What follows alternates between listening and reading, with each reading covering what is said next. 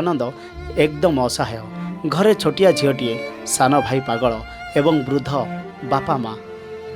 तांकर एही विपदरे 1 वर्ष है सांगरे ठिया होईछि आशार दिशा फाउंडेशन। प्रथमे आशार दिशा समाज मंगल हुंडी कार्यक्रम रे तांकु समाज मंगल हुंडीर आदाय अर्थराशि प्रदान करथिले। सही मंचरे गीत गाई उपस्थित समस्त लोकंकु कंदाई देइथिले ध्रुवानंद।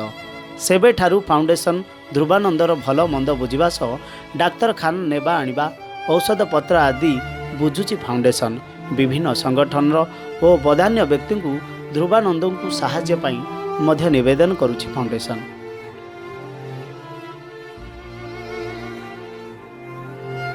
तांकर इच्छा थिला कैसेट रे एक गीत गाइबा पाई। तांकर इच्छा को सम्मान देई तांकरी कंठरू 2टी संगीत रेकर्डिंग होईछि स्टूडियो रे। तांकू सुजोग देइछंती ओडिशार विशिष्ट कंठशिल्पी तथा समाजसेवी डॉक्टर जयश्री धल। डॉक्टर जयश्री धल पूर्वर बहु दिव्यांग तथा अभिज्ञ कंठशिल्पी को तांको सुर भाइब्रेशन स्टूडियो रे सुजोग देइछंती। डॉक्टर जयश्री धलଙ୍କ निर्देशन रे एक भजन प्रस्तुत होईछि जहा खूब शीघ्र सुर भाइब्रेशन यूट्यूब चैनल रे रिलीज हेबो।